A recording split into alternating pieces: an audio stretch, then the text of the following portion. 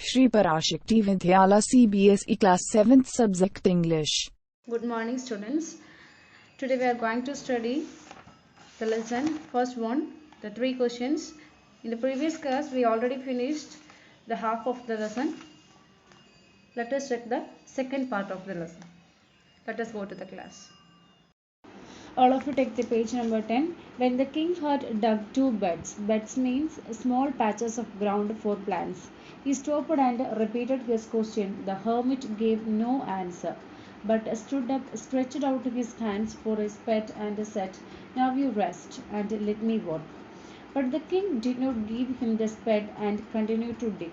1 hour passed, then another. The sun went down behind the tree, and at last the king struck the spade into the ground and said, "I came to you, wise man, for an answer to my questions. If you can give me no answer, tell me so, and I will return home." "Here comes someone running, said the hermit. The king returned the king turned around and saw the bearded man running towards them. His hands were pressed against his stomach, from which blood was flowing. When he reached the king, he fainted, means lost consciousness, and fell into the ground. The king and the hermit removed the man's clothing and found the large wound in his stomach. The king washed and covered it with his handkerchief, but the blood would not stop flowing. The king redressed the wound until at last the bleeding stopped. The man felt better and asked for something to drink. The king brought a fresh water and gave it to him. By this time the sun had set and the air was cool. The king, with the hermit's help, carried the wounded man into the hut and laid him on the bed. The man closed his eyes and lay quiet. The king the king tired, but the king, tired by his walk and the work he had done, lay down on the floor and slept through the night. When he awoke, it was several minutes before he could remember where he was or know the strange bearded man laying on the bed was. And here the king wanted to know the answer, so he asked the hermit, but the hermit refuses to give any answer to that question. So at that time, suddenly someone was entering to the story. That is here. Some moment that At that moment someone came running towards the hermit's hut, and both of hermit and the king gave him some first aid, and he asking after that, he thinking that who is that bearded man like that. Page number 12. Where he was or who the strange bearded man laying on the bed was. "Forgive me," said the bearded man in a weak voice, when he saw that the king was awake. "I don't know, you have nothing to forgive you for," said the king. "You don't know me, but I know you. I am that enemy of yours who swore revenge on you, because you put my brother to death and seized my property. I know you had gone alone to see the hermit, and I made up my mind to kill you on your way home. But the day passed, and you did not return. So I left my hiding place, and I came upon your bodyguard, who recognized me and wounded me. I escaped from him, but I should have died if you had not dressed my wound. I wished to kill you, and you saved my life. Now I live.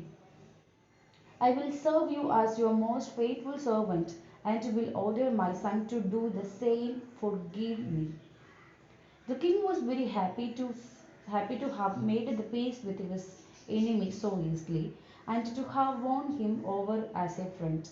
He not only forgave him, but said he would send his servant and his own daughter to look after him, and he promised to give back the man his property. And leaving the wounded man, the king went out of the hut and looking around for hermit. Before going away, He wished once more to get the answer to his question. The hermit was on his knee, sowing the seeds of buds that had been dug the day before. The king went up to the hermit and said, "For the last time, I beg you to answer my question," the wise man. Here, the wounded man who came towards the hermit with a hand on his wounded stomach. The king cleaned the wound and dressed the wound and controlling the flow of blood. The man felt better and asked for some water. The hermit and the king took the man inside the house.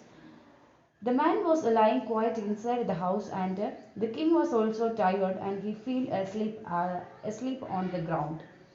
In the morning, when the king opened his eyes, he saw the wounded man asking for forgiveness.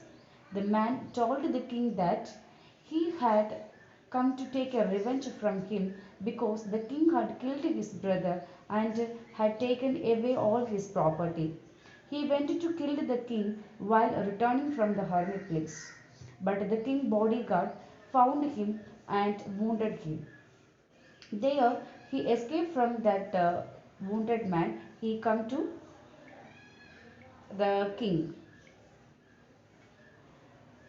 But the king bodyguard could not find the wounded man, so he escaped from that bodyguard. He would have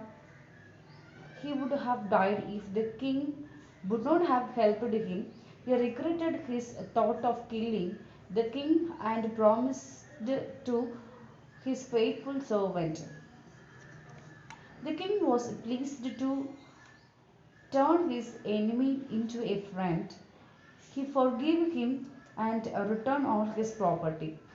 When the wounded man arrived, the king went out of the hut and looked around for the hermit, asking once again that questions. And he asked the hermit to, "I beg you to answer my question, wise man." Page number 13. "You have already been answered," said the hermit, still bending down to the ground and looked up at the king as he stood before him. "How have I been answered? What do you mean?"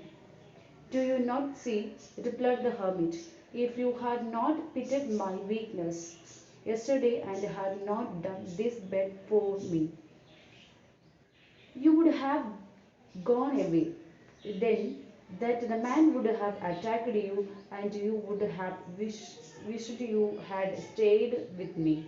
So the most important time was when you were digging the bed and I was most important man. And to do me good was your most important business. Afterwards, when the man ran to us, the most important time was when you were caring for him.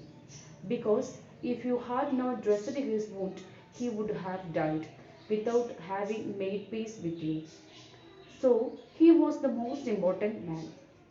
And what you did for him was your most important business. Remember then, there is only one time that is important, and that time is now. It is the most important time because it is the only time we have any power to act. The most necessary person is the person you are with at a particular moment. For no one knows what will happen in the future and whether we will meet anyone else. The most important business is to do that the person good because we were sent into this world for that purpose alone. Leo Tolstoy. The summary is, again the king wanted to know the answer. He come and asked to the hermit and he say the answer like this.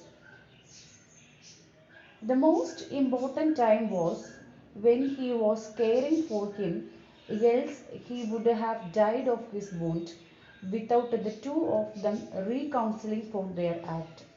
So, at that moment, the wounded man was the most important man, and nursing him was the most important business. The hermit said to the man, that the most important time is now, because it is only time when we have power to act. The most important person at that particular moment is we ourselves, because the future is unknown for to all of us, and what will happen in the future, we don't know what will happen in the future, and whether we will meet anyone else. The most important business is to do the person good, because we were sent into this world for a purpose alone. And here, the most important person that particular moment is we ourselves, because the future is unknown to all of us, and there always a uncertainty about meeting anyone else. The most important job is to do the good to others, because we have been sent to this world for this noble cause. This story is written by Leo Tolstoy.